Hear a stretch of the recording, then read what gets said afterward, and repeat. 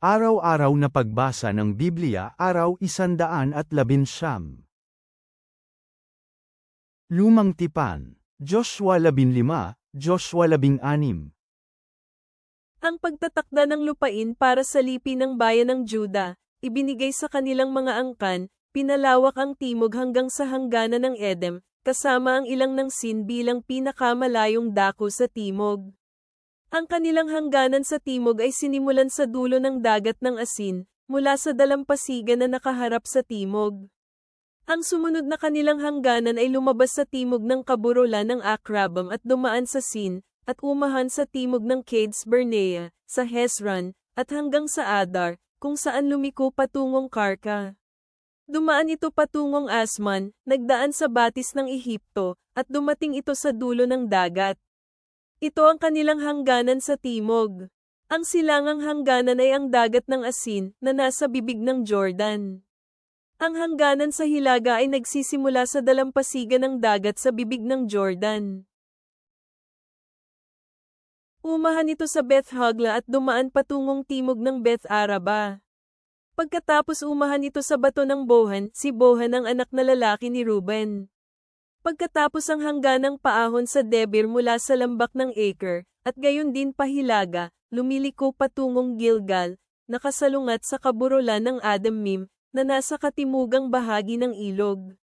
Pagkatapos ang hangganan na dinaanan sa mga bukal ng Enshims at papuntang Enrogel. Pagkatapos ang hangganang paahon sa lambak ng Ben Hinnom patungo sa bahaging timog ng lungsod ng Jebuso, iyon ay Jerusalem. Pagkatapos paahon ito sa tuktok ng kaburolan na nasa lambak ng Hinnom, sa kanluran, na nasa dulo ng hilagang parte ng lambak ng Rephaim. Pagkatapos umabot sa hangganan mula sa tuktok ng mga burol papunta sa bukal ng Neptoa, at lumabas mula doon papunta sa mga lungsod ng bundok Ephron. Pagkatapos lumiko ang hangganan paikat sa Bala, pareho sa Kiriath Jearim. Pagkatapos umikot ang hangganan sa kanluran ng Bala sa bundok Sir, at dumaan sa gilid ng bundok Jearim sa hilaga, pareho sa Kesalon, bumaba sa Beth Shims, at dumaan sa Timna.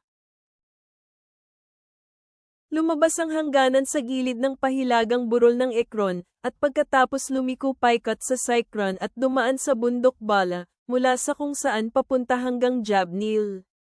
Nagtapos ang hangganan sa dagat. Ang malaking dagat ang hangganan ng pakanluran at ng mga dalampasigan nito. Ito ang hangganang paikat sa lipi ni Juda, angkan sa angkan. Sa pagsunod ng utos ni Yahweh kay Josue, binigyan ni Josue si Caleb na anak na lalaki ni Jephan ng isang itinalagang lupain sa kalagitnaan ng lipi ng Juda, Kiriath Arba, iyon ay Hebron. Si Arba ang ama ni anak, pinalayas ni Caleb mula doon ang 3 lipi ng mga kaapo-apuhan ni anak, Sesei, Aman at Talmai, mga kaapo-apuhan ni anak. Umakyat siya mula doon laban sa mga naninirahan sa Debir, ang pangalang Debir ay karaniwang tinawag na Kiriath Sefer. Sinabi ni Caleb, ang lalaking lulusob sa Kiriath Sefer at bibihagan ito, ibibigay ko sa kanya si Aksa ang aking anak na babae bilang isang asawa. Si Othniel anak na lalaki ni Kenaz, kapatid na lalaki ni Caleb, ang bumihag dito. Kaya ibinigay ni Caleb sa kanya si Aksa na kanyang anak na babae bilang isang asawa. Nangyari ito nang pumunta si Aksa sa kanya, pilit siyang humingi sa kanyang ama ng isang bukid. At nang bumaba siya sa kanyang asno, sinabi ni Caleb sa kanya, ano ang nais mo? Sumagot si Aksa, gumawa ka sa akin ng isang natatanging pabor. Yamang ibinigay mo sa akin ang lupain ng Negev, bigyan mo rin ako ng ilang mga bukal ng tubig. At ibinigay ni Caleb sa kanya ang mataas na bahagi ng mga bukal at mababang bahagi ng mga bukal. Ito ay ang minana ng lipi ng bayan ng Juda, na ibinigay sa kanilang mga angkan.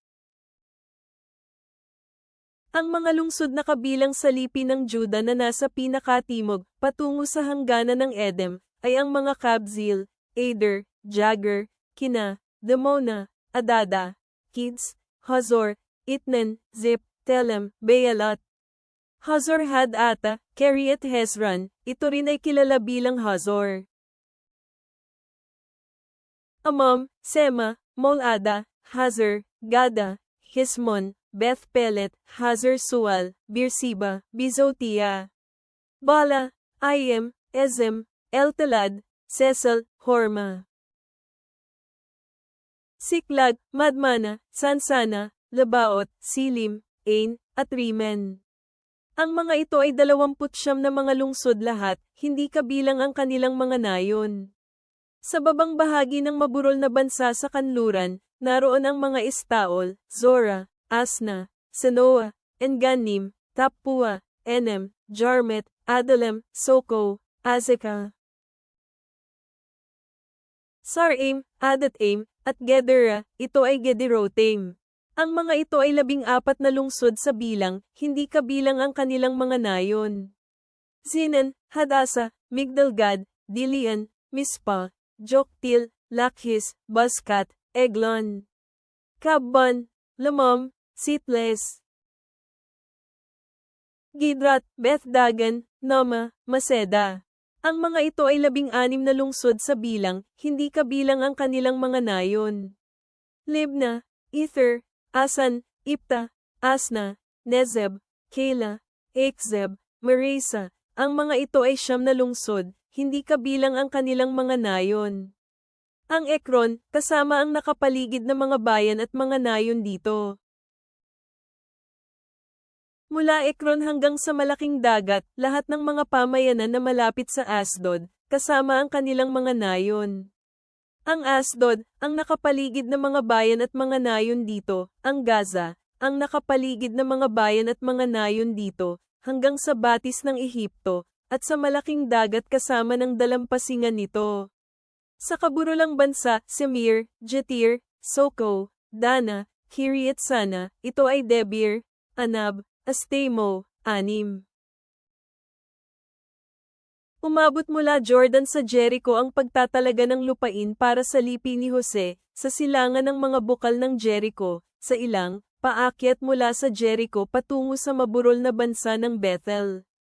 Pagkatapos papunta ito mula sa Bethel hanggang sa Luz at dumaan patungong Atarat, ang lupain ng mga Arkita. Pagkatapos bumaba ito pakanluran sa lupain ng mga Jafletita, hanggang sa kalayuan ng lupain ng babang Beth-horon, at pagkatapos patungo sa Gezer, at nagtapos ito sa dagat. Sa ganitong paraan natanggap ng mga lipi ni Jose, Manases at Ephraim ang kanilang pamana. Ang lupain ng lipi ni Ephraim na itinalaga sa kanilang mga angkan ay ang sumusunod, ang hangganan ng kanilang minana sa silangan mula Atar at Adar hanggang sa kalayuan ng mataas ng Beth-horon. At mula roon nagpatuloy ito patungong dagat. Mula sa Mikmeta sa Hilaga lumiko ito pa silangan tungo sa Taan at Silo at lampas na dumaan ito sa silangan tungo sa Genoa. Pagkatapos bumaba ito mula sa Genoa patungong Atarat at patungong Nara, at pagkatapos nakarating sa Jericho at nagtapos sa Jordan. Mula sa hangganan ng Tapua nagpunta ng pakanluran patungo sa bukal ng Kana at nagtapos sa dagat. Ito ang minana ng lipi ni Ephraim, na itinalaga sa kanilang mga angkan, kasama ang mga lungsod na pinili para sa lipi ni Ephraim sa loob ng minana ng lipi ni Manases, lahat ng mga lungsod, gayon din ang kanilang mga nayon. Hindi nila pinaalis ang mga Kananeo na naninirahan sa Gezer, kaya ang mga Kananeo ay nanirahan sa Ephraim hanggang ngayon, pero ang mga taong ito ay sapilitang pinagtrabaho. Bagong Tipan, John 1:1-28. Sa simula pa lamang ay ang salita, at ang salita ay kasama ng Diyos, at ang salita ay Diyos. Itong salitang ito ay nasa simula pa kasama ng Diyos. Ang lahat ng mga bagay ay nalikha sa pamamagitan niya, at kung wala siya, ay wala kahit isang bagay ang nilikha na nalikha. Sa kanya ay buhay, at ang buhay na iyon ay liwanag sa lahat ng sangkatauhan. Ang liwanag ay sumisinag sa kadiliman, at ito ay hindi napawi ng kadiliman. May isang lalaki na isinugo mula sa Diyos, na ang pangalan ay Juan. Dumating siya bilang isang saksi upang magpatutuo tungkol sa liwanag, upang ang lahat ay maaaring maniwala sa pamamagitan niya. Hindi si Juan ang liwanag, ngunit naparito upang makapagpatutuo siya tungkol sa liwanag. Iyon ang tunay na liwanag na dumarating sa mundo at iyon ang nagpapaliwanag sa lahat. Siya ay nasa mundo, at ang mundo ay nalikha sa pamamagitan niya, at ang mundo ay hindi nakakakilala sa kanya. Dumating siya sa kanyang sariling kababayan, at hindi siya tinanggap ng kanyang sariling mga kababayan. Ngunit sa kasing dami ng tumanggap sa kanya, na naniwala sa kanyang pangalan, sa kanila niya ipinagkaloob ang karapatang maging mga anak ng Diyos, ipinanganak sila hindi sa pamamagitan ng dugo, ni hindi sa pamamagitan ng kagustuhan ng laman, ni hindi sa pamamagitan ng kagustuhan ng tao, kundi sa pamamagitan ng Diyos. Ngayon ang salita ay naging laman at namuhay na kasama namin. Nakita namin ang kanyang kaluwalhatiang katulad ng nasa nag-iisang natatanging katauhan na naparito mula sa Ama, punong-puno ng biyaya at katotohanan. Pinatotohanan ni Juan ang tungkol sa kanya at sumigaw na nagsasabi, "Siyang sinabi ko sa inyo, ang darating kasunod ko ay mas higit sa akin, sapagkat siya ay nauna sa akin." Sapagkat mula sa kanyang kapuspusan tayong lahat ay nakatanggap ng sunod-sunod na libreng kaloob. Sapagkat ang kautusan ay ibinigay sa pamamagitan ni Moises. Biyaya at katotohanan ay dumating sa pamamagitan ni Jesu Kristo. Kailanman, walang tao ang nakakita sa Diyos.